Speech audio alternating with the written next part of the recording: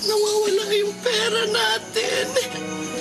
Nawawala yung pera natin eh. Ang pera, kapag nawala, pwedeng kitain. Marami ka lang nainom. Parati na lang ako, Emilio. My love. No, Will you marry me? Don't do this to yourself.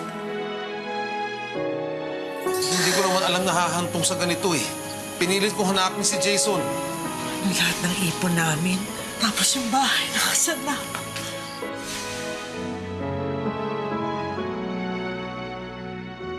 I just wanna check on loopholes. Wala akong maipapakitang dokumento sa'yo dahil hindi na tinuloy ni Emilio ang pag-disinherit kay Andre. Paano kung malaman ng mami ni Xavier? Di ba nga may pinakulong sila na employee dahil nagnakaw doon sa company nila? Paano kung ipakulong nila kayo? Lahat ng problema may solusyon. Pwede kayo magdemanda. Class suit. Mas maganda yun kung mas marami. Kung makukumbinsin nyo lahat ng nirecruit nyo para magdemanda rin, mas malaki pa yung chances. Sorry ha. Kasalanan namin ni Mike to eh. Tutulungan tayo. Dami-dami na natin pinagdaanan. Basta magkakasama tayo, malalagpasan natin to. So, dalawa na kayo ng kuya mo ang nagpagamit sa pamilyang yon. Oh no! Correction. Tatlo. Papayag ka ba? Pati ang bunso mong anak, niloloko pa rin ni Elvie. Pero kapag tiwala ang nasira, Ma? Seryoso ka, Ma? Kayong dalawa ni Luke? Ano to, Ma? Colleen! mahirap nang bawiin.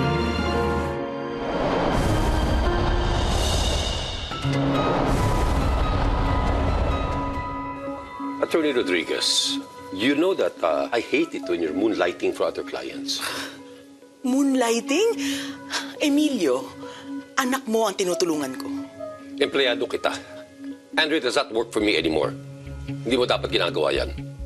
I apologize, Emilio. Akala ko kasi dahil anak mo, okay lang yun. Eh, paano magiging okay yan? Alam mo ng sitwasyon. Niloko ng pamilyang yun, si Xavier ng 2 million pesos. Pinag-invest sa isang scam. I spoke to Xavier. Hindi daw niya habulin ng pamilya. 2 million lang naman daw yun. Hindi pera ang punto ko. Ang punto ko is niloko ng pamilyang yun, yung anak ko. Yung pamilyang tinutulungan ni Andre. Ibigay ko sana sila ng pagkakataon, pero tapos ginawa sa akin to. Anong gusto mong gawin ko?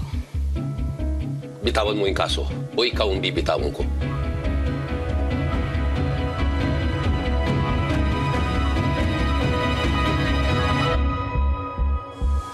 Bibitawan mo yung kaso? I'm sorry, Andre. Conflict of interest. Conflict of interest ba talaga o conflict kay Dad? O baka naman si Tito Lavinia yan? Wala silang kinalaman dito. Technical ang problema. Empleyado ako ng Link. And this is not a problem of Link. So hindi ko kayang hawakan tong kasong to. I'm sorry. I suggest you just get another lawyer. Okay lang, Andre. Kumuha na lang tayo ng ibang abogado. Attorney, thank you for your time. Alright. Thank you, Attorney. And give my regards to my dad. By the way, Andre, binabawi ulit ng daddy mo ang mana mo. I'm sorry.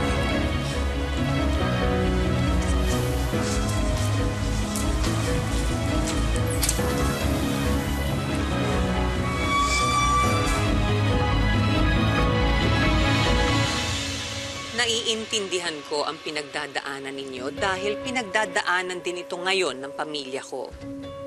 Tulad nyo, nag-invest din ang anak ko ng 2 million. Gusto lang sanang kumita ng konti para sa business niya. I know you might think 2 million, pakaliit na halaga para sa pamilya namin. Yes, it is. Pero big deal sa amin ang kasong ito. Dahil kahit kailan, hindi pinalalagpas ng pamilya ko ang mga manloloko. Hindi naman daw kasalanan ni Ma'am LV at na Sir Mike. Tinakbuhan din daw sila eh. Alam niyo ba kung bakit hindi mahanap-hanap yung taong yan? Because that person does not exist. Hindi siya totoo. Gawa-gawa lang nila yan. Modus. Inimbento lang nila yan, Jason Arcadio, para may fall guy sila. Pero ang totoo, sila ang scammers. Sila ang magnanakaw. Nasa kanila ang pera natin. Kaya dapat lahat sila makulong. Yan si Mike, si Marvy, si Paula, si Victor, at si Elvira. Lahat sila. Lavinia, I'm sorry. Attorney. No, it's all right. It's all right. Sit down, attorney. Thank you. This is Attorney Rodriguez. Siya ang magiging abogado natin.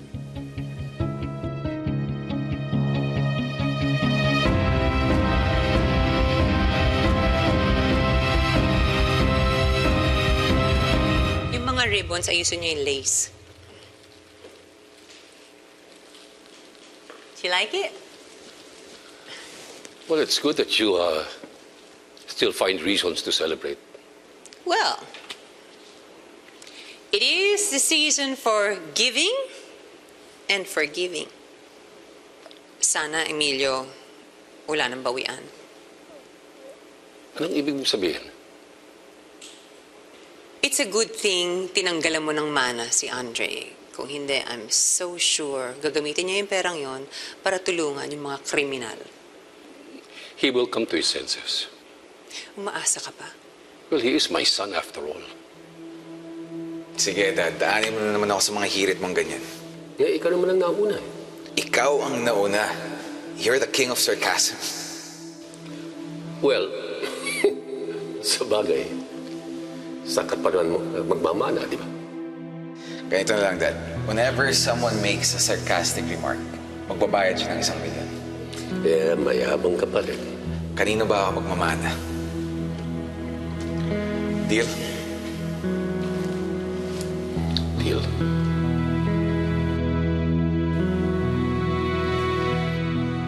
You know, just when we were starting to connect, sayang. Don't tell me naaawa ka kay Andre. Ang dapat kaawaan mo ay ang mga nabiktima ni LV at saka yung pamilya nila.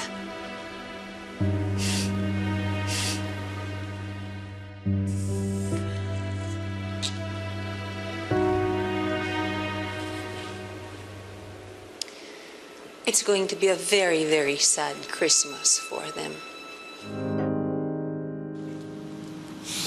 Sayang. Kung kailan pa kayo nagkakaayos ng daddy mo, saka naman mangyayari to. It just goes to show na wala pa rin siyang tiwala sa akin. Sa atin. Ngayon pa ba tayo magpapapekto sa kanya?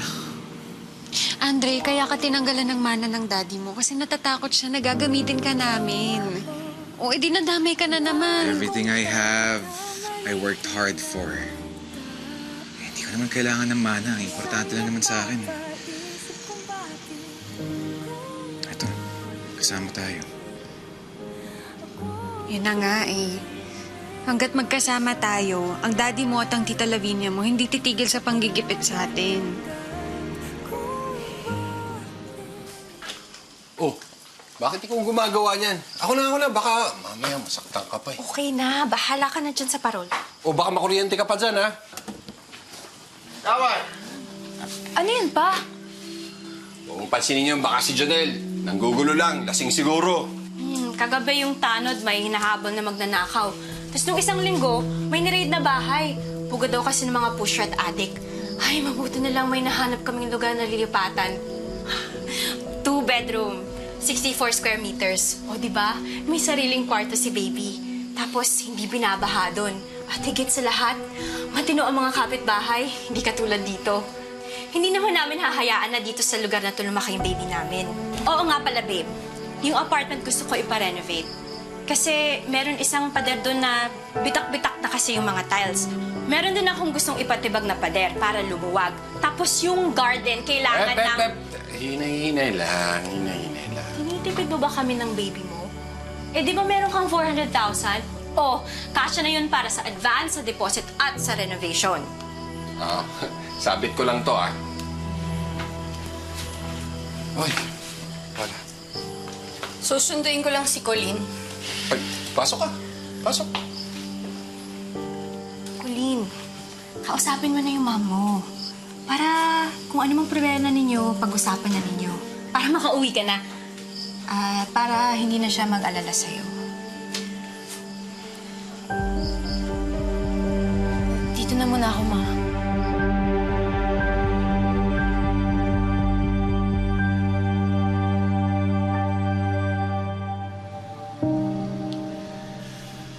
Nakalimutan mo na ba kung paano nakalipad yung mga drones na yan? Dahil yan sa pagpupursige natin. Na kahit anong problemang dumating, hindi tayo bumitaw. Hindi ka bumitaw. Kasi alam mo, ang dami nga hindi naniniwala sa atin nun eh. Pero naniniwala tayo sa isa't isa. At tulad ng mga drones na yan, eh, hindi nila tayo basta-basta mapapabagsak. Ang importante, may tiwala tayo sa isa't isa. At may tiwala tayo sa sarili natin. Na kahit anong problemang dumating, kakayanin natin na magkasama.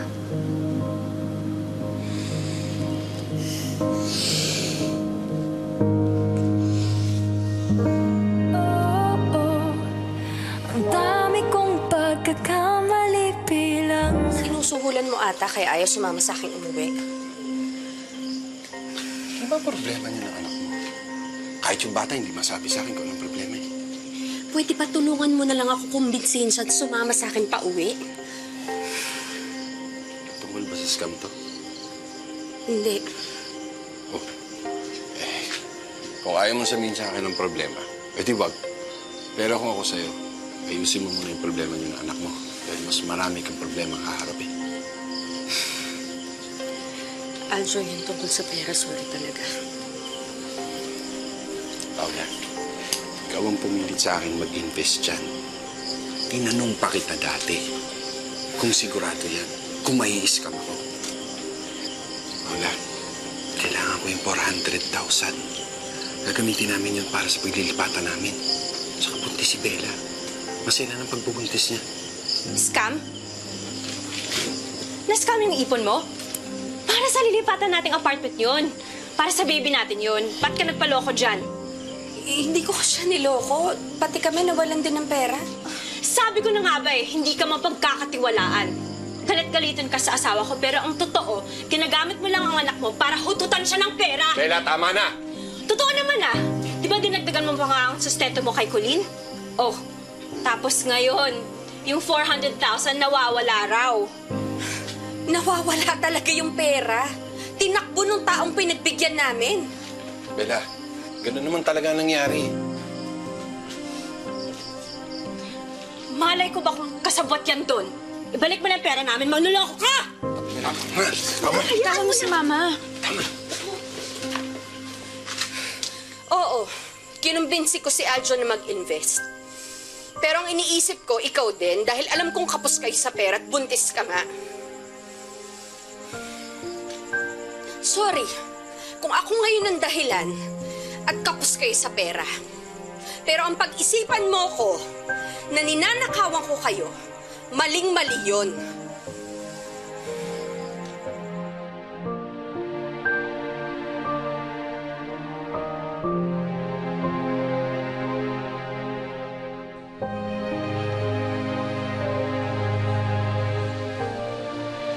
Mabuti na lang nandun ka. Tsaka pasalamat siya, buntis siya dahil kung hindi... Mali nga yung pinagbintangan niya magnanakaw kayo. Pero totoo yung sinabi niyang manluloko kayo. Yun din pala iniisip mo? Pero salamat, sumama ka sa aking umuwi.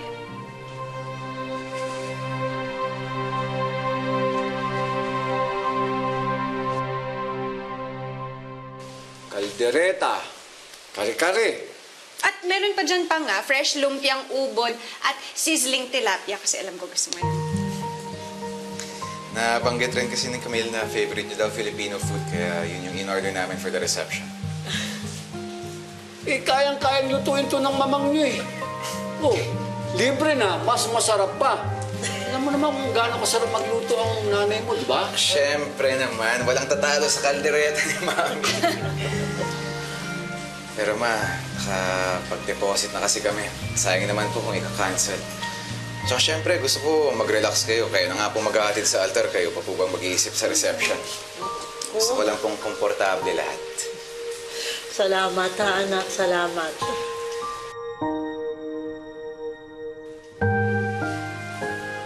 At wala na rin po kayong kailangang isipin sa mga babayaran. Ako na po lahat yun. Pati na rin po yung issue sa scam. Sisiguraduhin ko pong gagawin ko lahat ng mga kaya ko para ayusin yan. Naku, wala pa kang abogado eh, di ba anak? Nabanggit ko na kay Andre yung tungkol kay Richie, ma'am. Si Richie? Tinaligaw sa'yo ng college?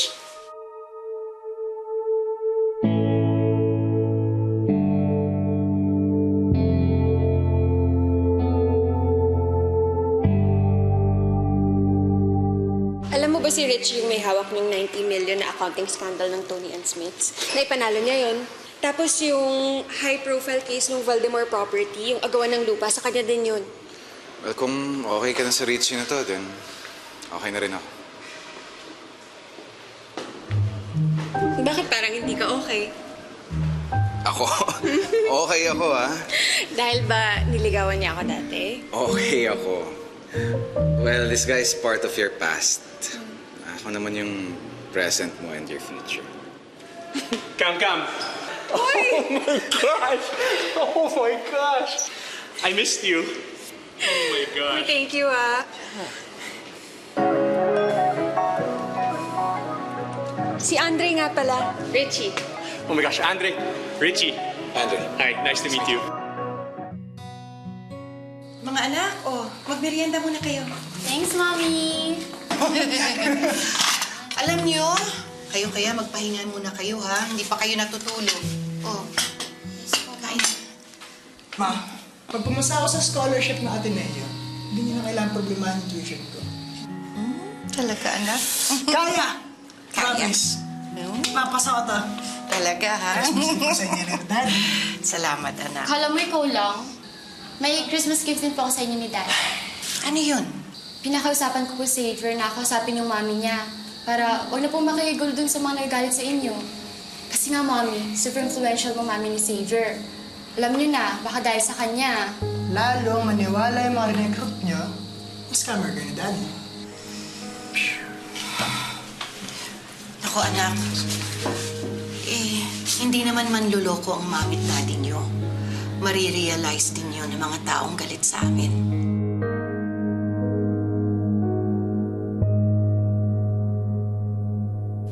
Richie, sobra nang naging epekto nito sa pamilya namin. Lalo na kina mamang, kay tita tsaka kay ate. Sinangla nila yung bahay nila tapos ngayon dadagdag pa tong kaso. Yeah, I understand. But hey, first things first, guys.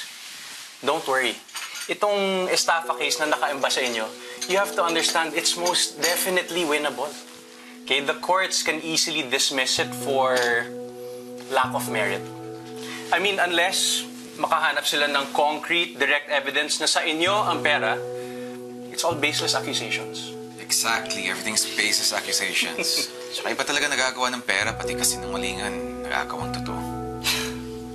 Hey, Andre, no worries, okay? I promise you guys, I personally will handle this case. You know, to be honest, nung tinawagan nga ako ni Cam about the case, inaral ko na kaagad. Laki pa naman ng utang na loob ko sa fiancé mo. Utang na loob? Yeah.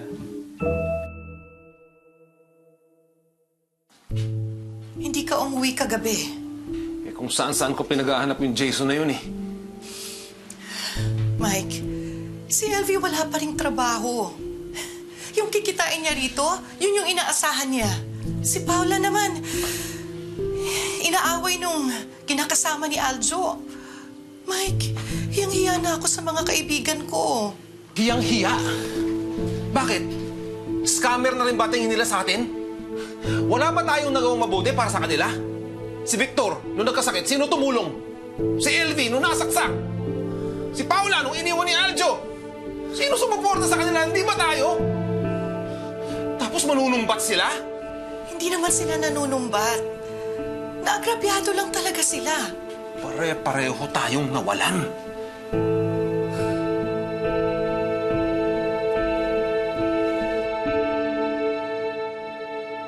How should I say it? Back in college, Nalihis ka ng landas? I guess.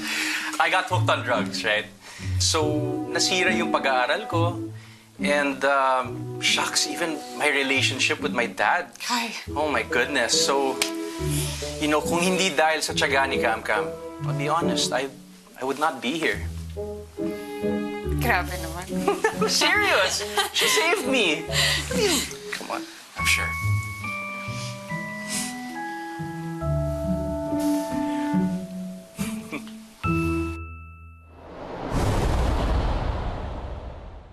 Madali namang kausap yung mga na-scam ni LV. Magko-cooperate naman sila. So I'm gonna push through with this. You know, this is such a waste of your time and energy, don't you think? I mean, bariya lang naman ang nawala. It's not about the money. 2 million, wala naman sa akin yun eh. My point is, lahat naman luloko dapat pinaparusahan. And I'm pretty sure the money's with LV and her friends. But they're not getting away with this. Napakahaba na ng listahan ng mga naloko nila. And kasama doon ang pangalan mo at ni Andre. Hindi ako papayag na masama doon ang pangalan ng anak ko. Totoong linoko naman kami, ma. Pero hindi ni Tita LV. So stop pinning the blame on her and her friends. So what's this? Na-brainwash ka na rin? Wala pa naman napapatunayan na guilty. Husga kayo ng husga. Lalabas din ang katotohanan. Oh, yes. The truth will come out. But not your truth, ma.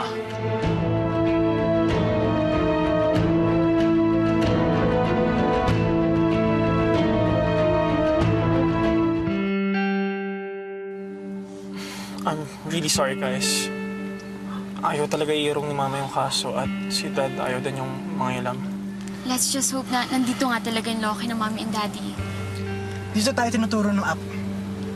Teka, accurate ba yung app na yan? Sigurado ka ba sa ginawa mo?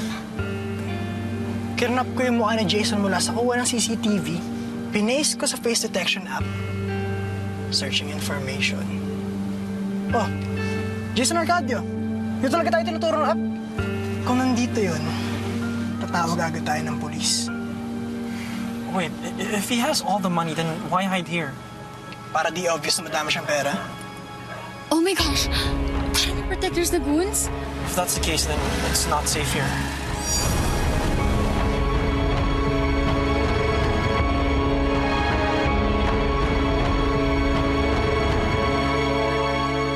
This Friday, Yung kotse ko wala na! Ano na namang kaguluhan to? Hindi pa ba sapat ang 2 million? That's enough! These people, they will be your downfall. ang pamilyang matatag, matitibag ba ng pera? Simula nang maging partisa ng buhay na to, doon nagkapatong-patong ang mga problema natin. Bakit naman biglang si Andre ang sisisihin mo? Ang problema dito, ikaw ang punot dulo nito! Marry Me, Marry You.